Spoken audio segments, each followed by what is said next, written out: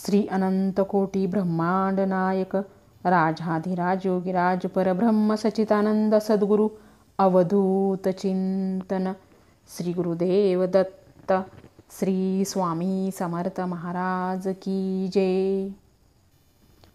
गुरुचरित्राचे पारायण करताना आपल्याला अतिशय काळजीपूर्वक करावे लागते। श्री गुरुचरित्र पारायण हे जागरक आणि त्वरित फळ देणारे आहे, पण ते करताना सुद्धा आपल्याला कडक नियम पाळावे लागतात। आपण जर मनोभावे नियम पाळून पारायण केले तर आपल्या मनातल्या सर्व इच्छा नक्कीच पूर्ण होतात। श्री गुरु दत्ताची कृपादृष्टी आपल्यावर व्हावी यासाठी पारायणाआधीच काही गोष्टी ठरवून मगच पारायणाला सुरुवात केली पाहिजे। कोणत्या गोष्टी पारायण सुरू करण्यापूर्वी लक्षात ठेवाव्यात, जेणेकरून आपल्याला संपूर्ण फलप्राप्ती होईल, तेच आपण आजच्या या व्हिडिओमध्ये पाहणार आहोत। तरी व्हिडिओ हा तुम्ही शेवटपर्यंत पूर्ण बघा। श्री गुरुचरित्र पारायण 3 दिवस, 7 दिवस किंवा 11 दिवसाचे करता येते। आपल्या इच्छेनुसार आपण हे पारायण किती दिवसाचे करावे हे ठरवावे। दररोज किती अध्याय वाचायचे हे आपल्याला किती दिवसाचे पारायण करायचे आहे यावर अवलंबून असते। 3 दिवसाच्या पारायणात दररोज 18 अध्याय, 7 दिवसामध्ये दररोज 7 अध्याय आणि 11 दिवसामध्ये दररोज 4 अध्याय वाचायचे असतात। पारायणाची सुरुवात कोणत्याही दिवशी करू शकता, पण शनिवार, गुरुवार किंवा पुष्प नक्षत्र असल्यास शुभ मानले जाते। गुरुचरित्र पारायणाची मांडणी कशी करायची? गुरुचरित्र पारायण ही एक अत्यंत शुभ आणि फलदायी पूजा आहे, जी श्री स्वामी समर्थ महाराज आणि दत्तगुरूंच्या कृपेसाठी केली जाते। या पूजेची मांडणी योग्यरित्या करणे गरजेचे आहे, जेणेकरून आपल्याला पूजेचा पूर्ण लाभ मिळेल। पूजेची तयारी: सर्वप्रथम आपले देवघर स्वच्छ धुवून आणि पुसून घ्या। पूजेसाठी लागणारे साहित्य: स्वच्छ कपडे, पाट किंवा चौरंग, स्वामी समर्थ महाराजांचा फोटो किंवा दत्त महाराजांचा फोटो, गुरुचरित्र ग्रंथ, दिवा, शुद्ध तूप, हळद, कुंकू, अक्षता, फुले, भस्म, तांदूळ आणि सुपारी, कलश, तांबे, शंख आणि घंटा, आसन, नैवेद्य, दीप, अगरबत्ती, आरतीसाठी ताट, दानधर्म साहित्य, धान्य, वस्त्र आणि दक्षिणा। आता सर्वात अगोदर दीप प्रज्वलित करून घ्यावे।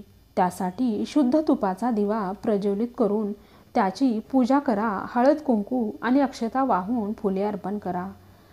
आपल्या पहिल्या 3 बोटांनी भस्म आपल्या कपाळाला, छातीला लावावा। कलश स्थापना: शुद्ध जलाने भरलेला तांब्या घेऊन त्यात हळद, कुंकू, अक्षता आणि फुलं टाकावीत। 1 सुपारी टाकावी आणि त्यावर विड्याची 5 पाने ठेवावीत। गणपती बाप्पाच्या शेजारी चौरंगावर थोडेसे तांदूळ ठेवा आणि त्यावर कलश स्थापित करा। कलशावर खालून वर कुंकूने रेषा काढाव्यात आणि त्याची पूजा करावी। दत्तगुरु पूजन: स्वामी समर्थ महाराजांचे पूजन करावे। आपल्या देवघरातील दत्तगुरूंची मूर्ती जर नसेल तर सुपारी ठेवावी। तांब्याच्या देवपूजेच्या प्लेटमध्ये थोड्याशा अक्षता घेऊन मूर्ती ठेवावी। दत्तगुरूंना शुद्ध पाणी, पंचामृत आणि पुन्हा शुद्ध पाणी घालून स्नान घालावे। त्यानंतर पुरुष सूक्ताचा अभिषेक करावा। अभिषेक झाल्यानंतर मूर्ती स्वच्छ पुसून घ्यावी आणि त्यांना हळद, कुंकू, अक्षता, फुले, भस्म अर्पण करावा। गुरुचरित्र पारायणाची पूजा कशी करावी? गुरुचरित्र पूजा मांडणी करताना शांततेने आणि व्यवस्थित लक्ष देऊन करावी, कारण पूजाविधीमध्ये काही कमी राहिल्यास पूजा संपन्न होत नाही। देवघरातील शंख आणि घंटा घ्यावा। उजव्या हाताला शंखाची आणि डाव्या बाजूला घंटेची स्थापना करावी। शंखाला गंध लावावा आणि घंटेला गंधाक्षता आणि फुले व्हावीत. कलश ज्या ठिकाणी स्थापन केले आहे त्याच्या समोर जोडपानावर एक सुपारी, हळकुंड आणि एक बदाम ठेवावा. पूजा सुरू असताना मनातल्या मनात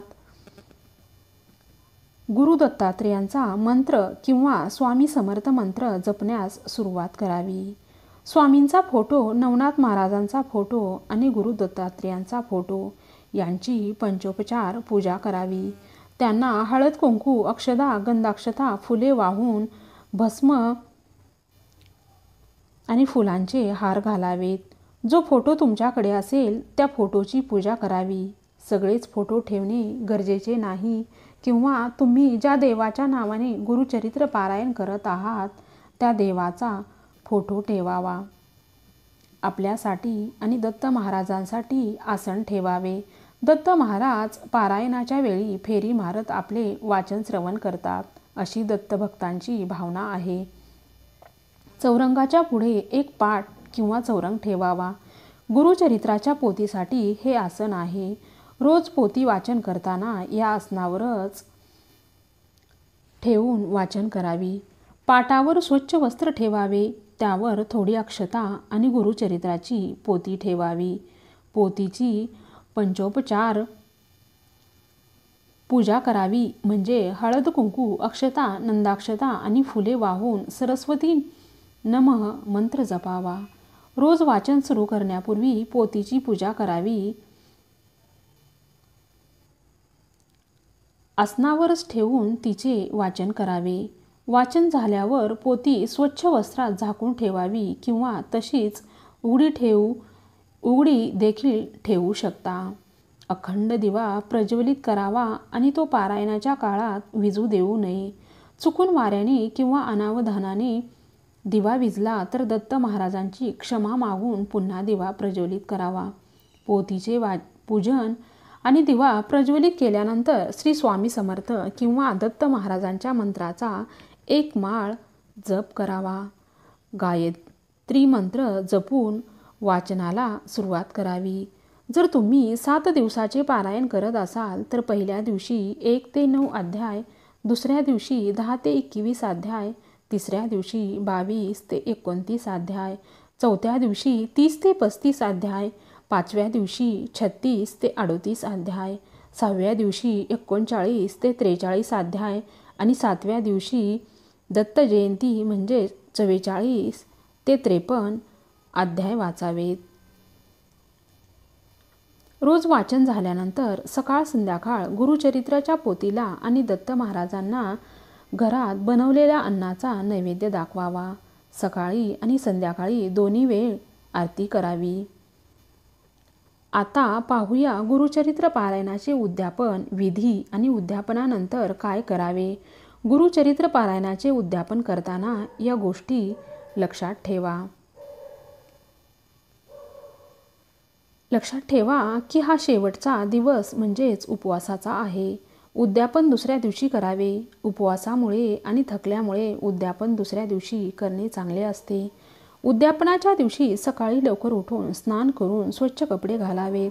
घरात आणि पूजास्थळी सुगंधी धूप लावावा आणि फुले व्हावीत. पुरणाचा नैवेद्य तयार करावा आणि दत्त महाराजांना आवडणाऱ्या घेवड्याच्या शेंगाची भाजी करावी.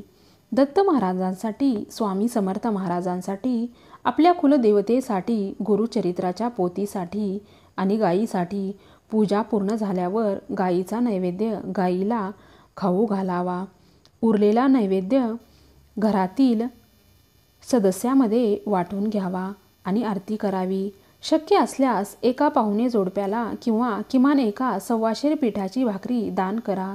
दारावर आलेल्या भिक्षुकांना रिकामा हात पाठवू नका. उद्यापनानंतर पूजा साहित्य जसे आहे तसे ठेवा. दुसऱ्या दिवशी सकाळी संपूर्ण पूजेवर पुन्हा गंधाक्षता आणि फुले वाहा आणि पूजा हलवा. पूजा साहित्याचे विसर्जन कलशातून तांब्यात घेतलेले पाणी घराच्या आजूबाजूला शिंपडा. नारळ फोडून प्रसाद बनवा. सुपारी, हळकुंड, बदाम आणि विड्याची पाने पाण्यात विसर्जित करा. श्री स्वामी समर्थ, ओम राम चिरंजीवी नमः. दत्त महाराजांचा मंत्र किंवा विष्णू सहस्त्रनाम मंत्र जपा. आता पाहूया स्वामी भक्तांना पडलेले काही प्रश्न. पारायण किती दिवसाचे? श्री गुरुचरित्र पारायण तुम्ही 3, 7 किंवा 11 दिवसाचे करू शकता. शक्यतो 7 दिवसाचे करणे अतिशय चांगले. श्री गुरुचरित्र पारायण कोणत्या वेळी करावे? पारायण करण्यासाठी सकाळची 4 नंतरची वेळ अतिशय चांगली आहे. परंतु काही कारणास्तव तुम्हाला सकाळी जमत नसेल तर तुम्ही दिवसभरात केव्हाही करू शकता. फक्त दुपारी 12 ते 12:30 या वेळेमध्ये पारायण करायचे नाही.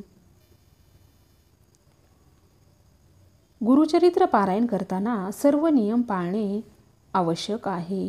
सर्व नियम पाळलेच पाहिजे असं काहीही बंधन नाही. परंतु आपल्याला जर शास्त्रशुद्ध पद्धतीने पारायण करायचे असेल तर शक्य होईल तेवढे सर्व नियम पाळण्याचा प्रयत्न करावा. श्री स्वामी समर्थ. जय जय स्वामी समर्थ. गुरुचरित्र पारायणाची माहिती जर तुम्हाला आवडली असेल तर नक्की व्हिडिओला लाईक करा. श्री स्वामी समर्थ.